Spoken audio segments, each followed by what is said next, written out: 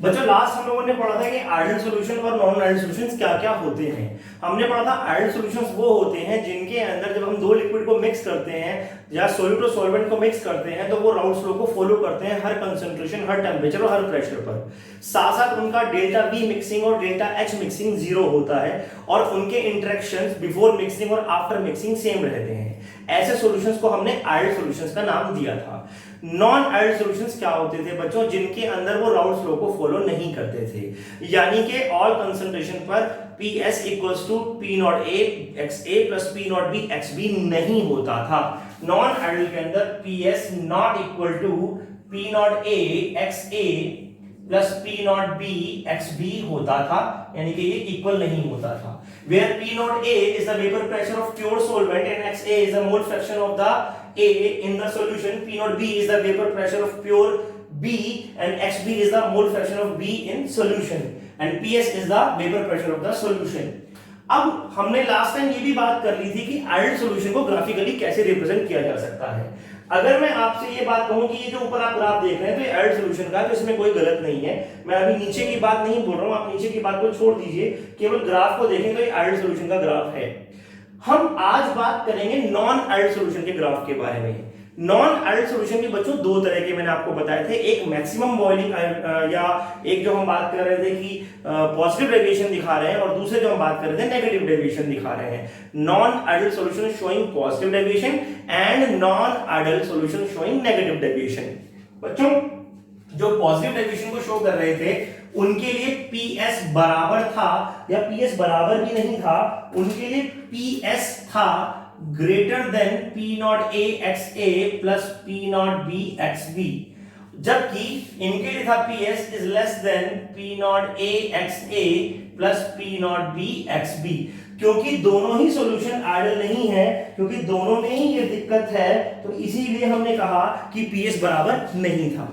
अब हम इस आइडियल सॉल्यूशन के ग्राफ को कैसे चेंज करेंगे नॉन आइडियल सॉल्यूशन के ग्राफ में शोइंग पॉजिटिव डेविएशन। तो आपको कुछ नहीं करना, बहुत ध्यान से समझिएगा। आप पहले आइडियल सॉल्यूशन का ग्राफ बना के रखेंगे जैसा यहां पर आपको तैयार मिला हुआ है। बस इसके बाद क्या करना है, इसके बाद ये डॉटेड लाइन दिखा रहा है आइडियल सॉल्यूशन, आपको एक कर्व बनाना है जो दिखाएगा इस तरीके से, एंड ये आपका बन गया क्या? Non ideal solution showing positive deviation. बस आपको कर्व ऊपर की साइड बनाना है। क्यों?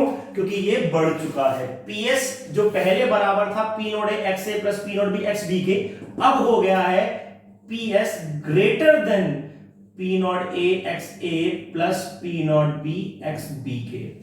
ऐसे ही नॉन आइडियल सॉल्यूशन की बात की जाए तो इसका जो ग्राफ था वो ग्राफ ये आइडियल का था। बस यहां पर करना क्या है, अब फिर आपको कर्व बनाने हैं, बट वो अब कर्व कैसे बनेंगे? डाउनवर्ड साइड में कुछ इस तरीके से, और ये हो गया PS is less than P not A XA plus P not B XB के। तो बच्चों ये थे हमारे पास graphical representation of non ideal solution. On the left side you can see it is for the positive deviation and on the right side you can see it is the negative deviation. Positive deviation में हमने curve को ऊपर की तरफ बनाया है, dotted line से हमने आइडियल कंडीशन दिखाई है, लेकिन कर्व लाइन से हमने नॉन आइडियल कंडीशन दिखाई है। पॉजिटिव में ये ideal condition, non ideal condition ऊपर की तरफ होगी और नेगेटिव के अंदर ये नॉन आइडियल कंडीशन नीचे की तरफ कर्व के साथ दिखाई जा सकती है। दोनों ही ग्राफ बहुत इंपॉर्टेंट हैं, एग्जाम में बहुत ज्यादा आते हैं, एक एक दो नंबर में क्वेश्चन आते हैं, बहुत आसानी से आपको ये मार्क्स मिल सकते हैं अगर आप इन ग्राफ्स को ढंग से लर्न करते हैं तो। नेक्स्ट टॉपिक बच्चों हमारा होगा सॉल्यूशन चैप्टर का, that is boiling mixtures which have the common boiling point.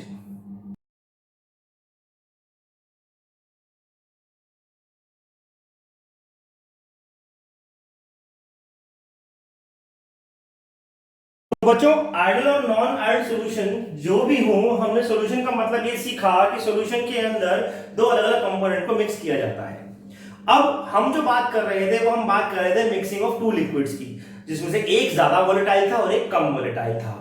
तो हमने ये देखा कि जो सॉल्यूशन का वेपर प्रेशर आया वो चेंज हो गया, और वो चेंज होकर क्या बन गया? P not A XA plus P not B XB, where P not A is the vapor pressure of pure solvent and P not B is the vapor pressure of pure solute, and XA and XB are the mole component or mole fraction of those solvent and solute. आज मैं आपसे बहुत important topic के बारे में बात करने वाला हूं, दैट इज कि क्या, ध्यान से सुनिएगा मेरा क्वेश्चन, क्या ऐसा हो सकता है कि जब हम दो लिक्विड को आपस में मिक्स करें तो उनका बॉइलिंग टेम्परेचर चेंज हो जाए। फॉर एग्जाम्पल मैं आपको समझाता हूं। मान लीजिए आपने क्या करा, मान लीजिए आपने पानी लिया और आपने अल्कोहल को लिया, या चलिए हम कुछ और एग्जांपल लेते हैं, पानी लिया और नमक को लिया।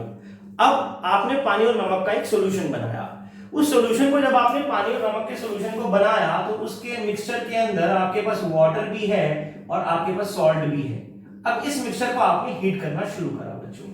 हम ये बात तो बहुत अच्छी तरह से जानते हैं, इसमें हमें कोई दो राय नहीं है कि वाटर का बॉइलिंग पॉइंट 373 केल्विन यानी कि 100 डिग्री सेंटीग्रेड होता है। तो क्या नमक का बॉइलिंग पॉइंट भी उतना होता है? नहीं, नमक ज्यादा बॉइलिंग पॉइंट पे, बहुत ज्यादा हाई टेम्परेचर पे बॉईल करेगा। पहली बात तो उसे मेल्ट होना पड़ेगा। चलिए मेल्ट करने की आवश्यकता नहीं है क्योंकि अब हमने लिक्विड सॉल्यूशन बना दिया तो अपने आप को लिक्विड फॉर्म में आ गया। लेकिन बॉईल करने के लिए नमक को हीट ज्यादा देनी पड़ती है। लेकिन इस कंडीशन में जब हमने पानी और नमक को आपस में मिक्स कर दिया तो क्या मैं ये कह सकता हूं कि अब दोनों एक साथ ही बॉईल होंगे? अगर ऐसा हाँ है तो इसका मतलब आपको अभी भी राउल्ट्स लॉ समझ में नहीं आया है। और अगर आपका आंसर ना है तो ऑफ कोर्स बिल्कुल गलत, सही है आपका आंसर कि दोनों एक साथ बॉईल नहीं हो सकते। अगर हम हीट दे भी रहे हैं तो पहले हीट लेकर वाटर अपने आप को बॉईल करके उड़ जाएगा और उसके बाद पीछे रह जाएगा क्या? पीछे रह जाएगा केवल और केवल सॉल्ट। अगर मैं क्या कर रहा हूं, सॉल्ट प्लस वाटर का मिक्सचर बना रहा हूं, तो इसका मतलब दो चीजों को आपस में मिक्स करने के बावजूद भी दोनों का बॉइलिंग पॉइंट पे कोई फर्क नहीं पड़ता। अब मैं इस कंडीशन को थोड़ा आगे बढ़ाता हूं। मान लीजिए अब की बार मैंने जो कंटेनर लिया उसके अंदर मैंने नमक ना लेकर उसके अंदर मैंने लिया वाटर दैट इज H2O और मैंने लिया इथेनॉल यानी कि अल्कोहल दैट इज C2H5OH, और अब मैंने इन दोनों के मिक्सचर को गर्म करना शुरू करा। तो क्या वाटर और अल्कोहल आपस में एक साथ बॉईल कर सकते हैं? अभी भी बच्चों आंसर होगा नहीं। पानी का बॉइलिंग पॉइंट अगर आपको नहीं पता है तो मैं आपको दोबारा बता देता हूं, that is 373 kelvin. The boiling point of water is 373 kelvin and on the same time the boiling point of C2H5OH is, आपको रटना नहीं है पर रट लोगे तो अच्छी बात है, बड़ा काम आ जाता है, that is 351.3 kelvin. 351.3 kelvin. Generally हम 351 मान लेते हैं, लेकिन अभी जो मैं आपको एग्जांपल देने जा रहा हूं उसमें आपको पूरी वैल्यू, एग्जैक्ट वैल्यू समझ में आएगी तो आपका काम आसान हो जाएगा। That is 351.3 kelvin. अब हमें जो बॉइलिंग टेम्परेचर लाना है वो अगर हम 373 ला रहे हैं, ध्यान से समझिएगा, 373 ला रहे हैं तो इसका मतलब अल्कोहल तो पहले ही उड़ गया। मान लो हमने हीट दी, इस सॉल्यूशन का टेम्परेचर होगा 351.3, तो इस समय पर कौन उड़ेगा? सिर्फ अल्कोहल। फिर और हीट दी तब उड़ेगा वाटर। यानी कि पहले इस सॉल्यूशन से अल्कोहल इवेपोरेट हो जाएगा, बॉईल अप हो जाएगा, उसके बाद वाटर बॉईल होगा। इसका मतलब दोनों का बॉइलिंग पॉइंट सेम नहीं है और हो भी नहीं सकता, चाहे वो मिक्सचर कंडीशन में हो चाहे वो नॉन मिक्सिंग कंडीशन में हो। लेकिन बच्चों एक कंडीशन ऐसी है जिसमें दोनों का बॉइलिंग पॉइंट सेम हो सकता है। जब हम किसी भी ऐसे दो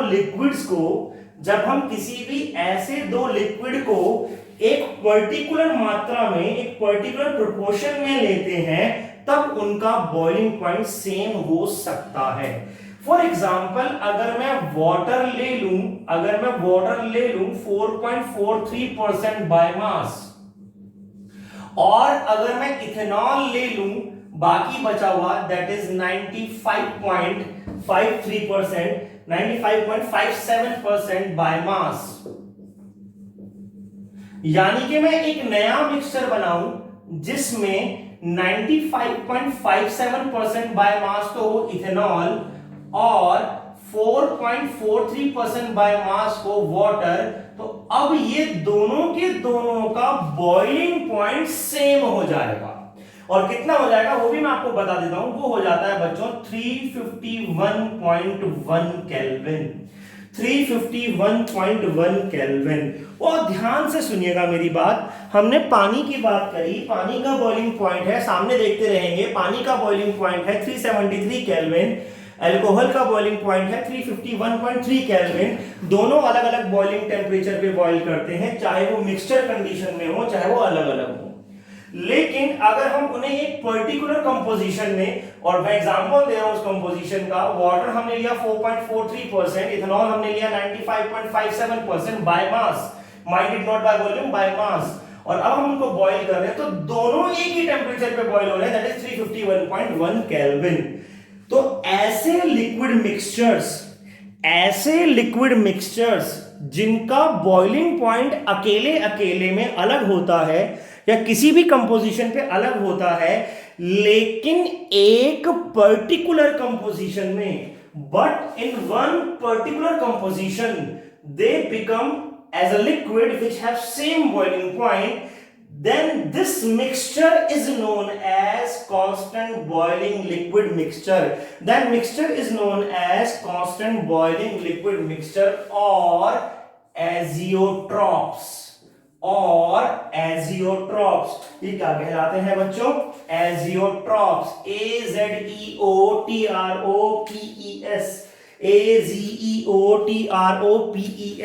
azeotrophs. The azeotrophs are the mixture of two different liquid having a specific composition which have same boiling point. तो ऐसे मिक्सचर को बच्चों हम एजियोट्रॉपिक मिक्सचर कहते हैं या एजियोट्रॉप्स कहते हैं। ऐसे मिक्सचर्स को हम एजियोट्रॉपिक मिक्सचर्स कहते हैं या एजियोट्रॉप कहते हैं। बच्चों एजियोट्रॉप दो टाइप के होते हैं। कौन कौन से दो टाइप के? पहले होते हैं मिनिमम बॉइलिंग मिक्सचर्स या एजियोट्रॉपिक मिक्सचर्स। अब इनका क्या मतलब है? मिनिमम बॉइलिंग एजियोट्रॉपिक मिक्सचर्स, देखिए ये वो मिक्सचर्स हैं जिनके अंदर बॉइलिंग पॉइंट सेम है और कम वाले से भी कम है। ये वो मिक्सचर्स हैं जिनके अंदर बॉइलिंग पॉइंट सेम है और कम वाले से भी कम है। इसका क्या मतलब हुआ? थोड़ा कंफ्यूजन हो गया है, कंफ्यूजन को दूर करते हैं। इसका मतलब ये हुआ कि मान लीजिए, मैं यही वाला एग्जांपल दोबारा से दोहराता हूं, रिपीट करता हूं।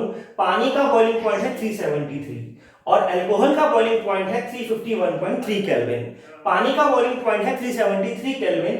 इथेनॉल यानी कि अल्कोहल का बॉइलिंग पॉइंट जो इथेनॉल हमने लिया है उसका है 351.3 केल्विन। दोनों में से कम कौन सा है? दोनों में से कम है इथेनॉल, दैट इज 351.3 केल्विन। सामने लिख रहा हूं आपको, दैट इज 351.3 केल्विन। ये वाला कम है। हमने इन दोनों को इस प्रोपोर्शन में, वाटर को 4.43% में, इथेनॉल को 95.57% में मिक्स करा, तो दोनों का मिलाकर नया boiling point, common boiling point आया 351.1, जो कि कम वाले से, यानी कि 351.3 से भी कम है, जो कि कम वाले से भी कम है।